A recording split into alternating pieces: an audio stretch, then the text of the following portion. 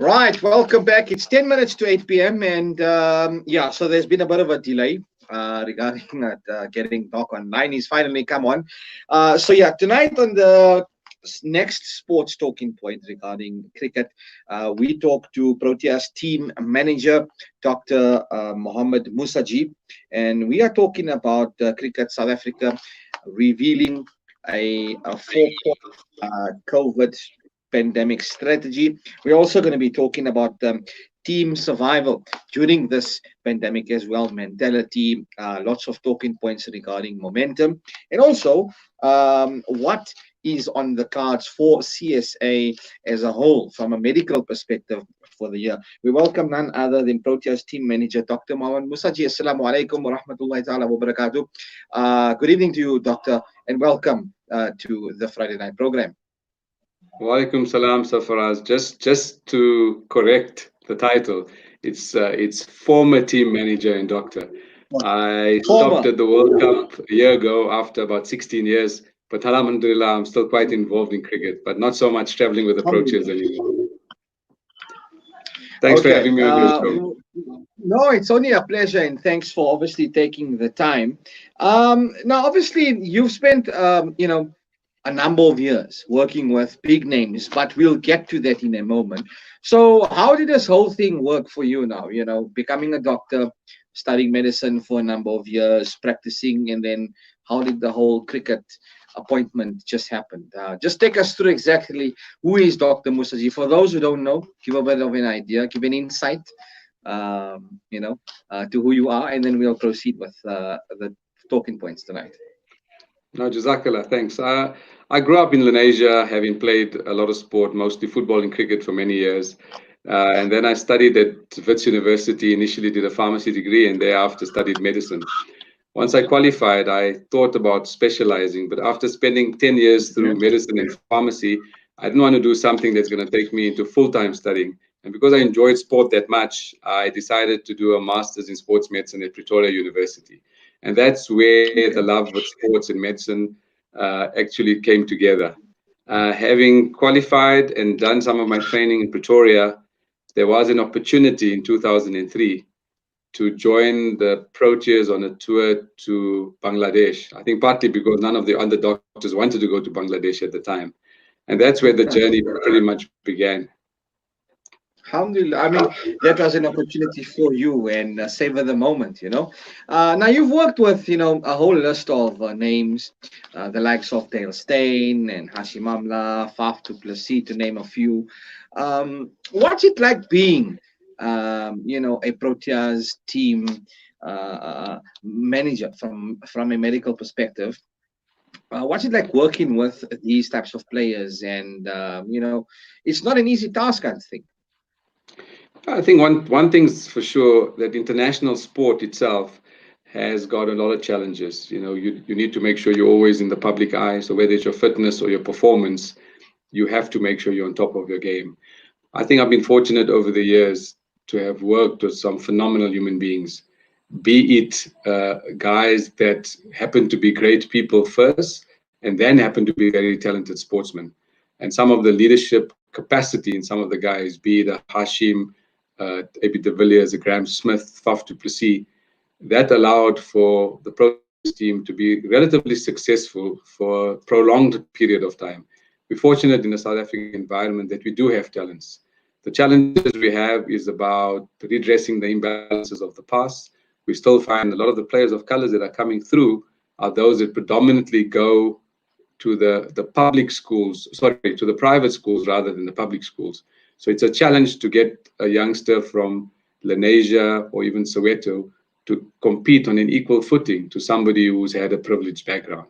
But it's been a phenomenal experience, and some of the best players in the world have come from South Africa. No, definitely. Having said, I mean, you've mentioned the likes of these names, highlighted the reality of it, where the difference and the contrast between privatized schools, public schools, and the opportunities. Let's look at the COVID situation facing sports, and in the first segment earlier on, just after 7 p.m. I spoke to our sports pundits regarding rugby as well as football, and how this is shaping the game, for 2020 and moving forward. From a doctor's background, from a medical perspective, the COVID-19 pandemic, what happens in the team right now? How would the team address this COVID? What would the strategy be now if we were faced with a scenario like what we are currently? There's no doubt that we're living through unprecedented and extraordinary times. The challenge we have as South Africa is that we're probably about 3 or 4 months behind Europe in as far as the actual peak of the pandemic and the rate of infection is in South Africa. The challenge you have, most of the sports people in South Africa, whether it's football or cricket for that matter, haven't had a decent amount of on-field training in over 2 months. So the first thing that happens is players can get deconditioned, and that increases your risk of injury. The second thing is that the government has made an announcement, the sports minister made an announcement this week that training specifically would be allowed going forward.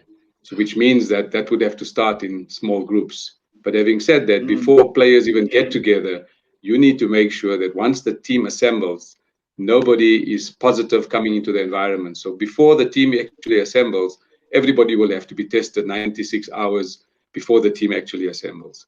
The second thing is that once the team is together, and this applies to all sports, there will be a phased in or a step up return to play protocol. So initially, you might only allow for 1 or 2 people practicing at a time. And thereafter, that will increase to maybe 4 or 6. The next week, it will go to step 3, which will be slightly more. And the final stage 4, where you will get full training.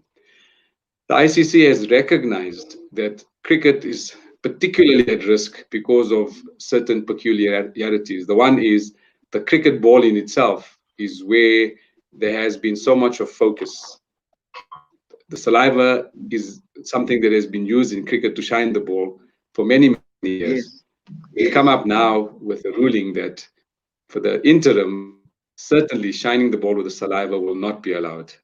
So much so that if the umpires find they've warned you once or twice and you're still shining the ball with saliva, they will introduce 5 penalty runs. So that's one of the changes. I personally think that the ICC cricket landscape could have done slightly more. There could have been more rule changes.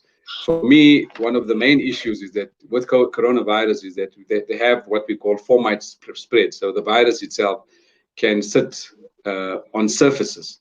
And for there, it could sit for 2 or 3 or even 4 days. And with the cricket ball, if you have a lot of the players handling it, in itself is a risk. So I thought the authorities could have start thinking probably a bit more out of the box and even introduce gloves into the game of cricket. When the fielders are on the field, make sure they have gloves. When they come off, they change. When they go back on, just to reduce the risk of spread. As you mentioned, for the interim, just to use that as a interim measure, I think it makes logical sense. What else do you feel that CSA or the ICC as the international body could have done to pass a law or legislate in this sporting code? What are some of the other aspects you'd like to share? The other interesting thing is that they've introduced a substitute if somebody tests COVID positive, like they have for the concussion substitutes currently. The challenge, though, is that they bring to the table that somebody, if he has symptoms for COVID, literally you can test him and get a result within half an hour. In South Africa, we're very far away from that. They're probably referring to blood tests that you do more for antibody or antigen detection, which we don't have in the country as yet, something that is reliable, specific, and sensitive. In South Africa, we're still doing very much or using the PCR testing, which is a swab from the back of the nose or from the back of the throat. And usually that result you get in about an hour's time. So it's interesting that in certain parts of the world, they might be using different testing methods for substitution. In South Africa, we might have a challenge. I still think that the peak incidence of the infection will probably be somewhere in August, September. So we're still about 2 or 3 months away before we see full-blown sport being allowed. The virus is not going away, at least for the next year. Yeah, I mean, there's been lots of talk about, the virus being with us, and that's going to be the new norm and the new normal. Now, having spent so many years, with the team, I'm sure you've been on many tests and tours, ODIs, World Cups, whatever the case is. Looking back with your experience with the team now and sitting in it, and being a former team doctor, team manager, and now with the COVID pandemic, what are some of your takeaways from all of these years? I think the one thing is that we do understand that cricket, like any other sport in itself, has a finite period in which you can get involved. The one aspect I probably speak a lot to younger players coming into the game is that never take anything for granted, because form and sport can never last forever. While you Correct. enjoy your sport, just make sure that at the same time you're planning for the future. We try and ensure that a lot of the guys get some form of educational background or some form of business training. So when they leave cricket, there's something they can fall back on. That's one Mm, area that I try to focus, especially with the younger guys.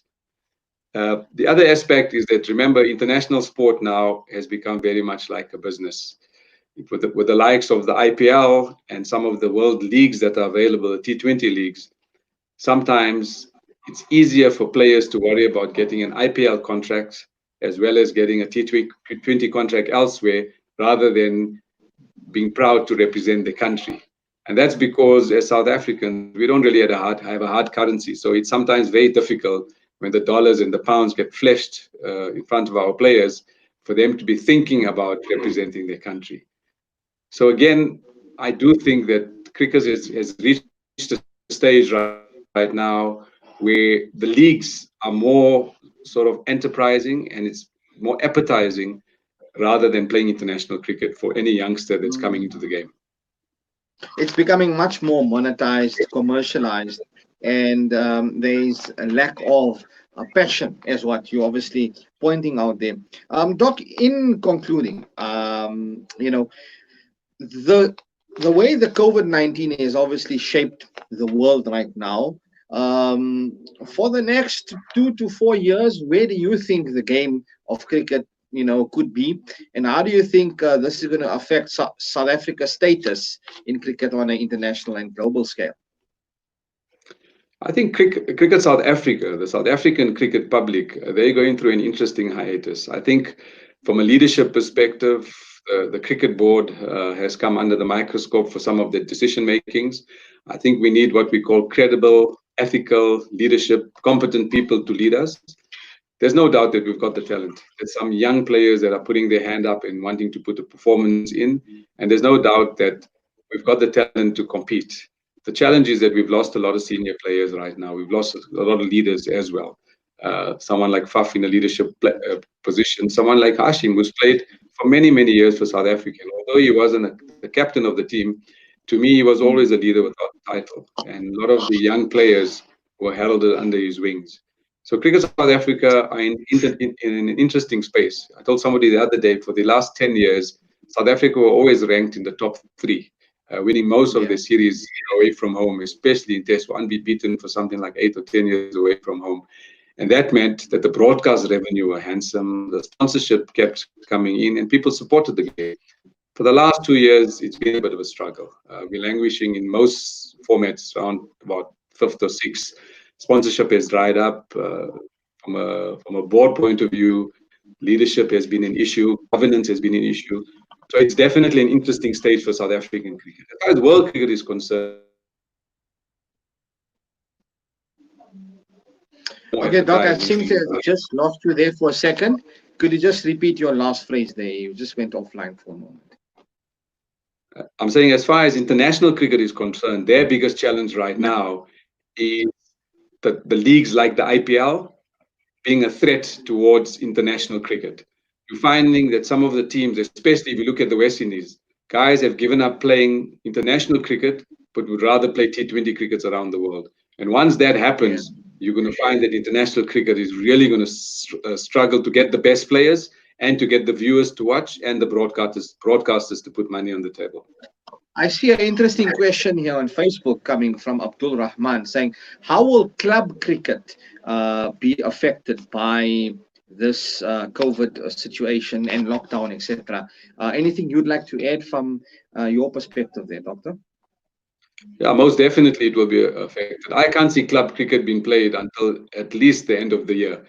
When it comes to professional sport, we've just been allowed to come back to start training. But it's interesting, we're going to start training as our infection rate and the peak number of infections starts to rise at the same time. So if our expected rise of the peak infection is expected around August, September, I reckon that club cricket will probably only start sometime next year. Okay, well, it's very interesting to see how this is all going to unveil itself, and the method in which this is going to really unfold. It's going to be interesting. May Allah keep us all safe, inshallah. Dr. Mosajee, Jazakallah khair. We don't want to keep you up much longer. Thank you so much for your time. You've contributed so much to our program. It's really an honor having you here, former Proteas team doctor and manager as well. Dr. Mohammed Mosajee, assalamu alaikum to you, and have a great evening further. Walaikum salam. Thanks for having me. Awesome stuff. That was Dr. Mohammed Mosajee, former Proteas team manager, regarding the COVID-19 situation, the pandemic, how it's playing out, the 4-point plan of the COVID-19 pandemic strategy, as opposed to other sporting codes that are being forced to cut budgets, to cut wages, salaries. And as you are, Doctor, saying, you've got potential, you've got pedigree, you've got, players that can perform well, but now when the bucks are flashed on the other side, they might go to other leagues and not want to be proud to represent the country. These sort of things do happen as well. We want your feedback. It's 10 years since the FIFA 2010 World Cup. Send through your comments on 0617660355 or comment below on Facebook. What were some of your highlights of the World Cup as well? It is now just after 8. We take a quick ad break, and thereafter, when we come back, we talk to Claire Wright, and she's from Comic Con Africa. We're talking to the marketing manager as well there.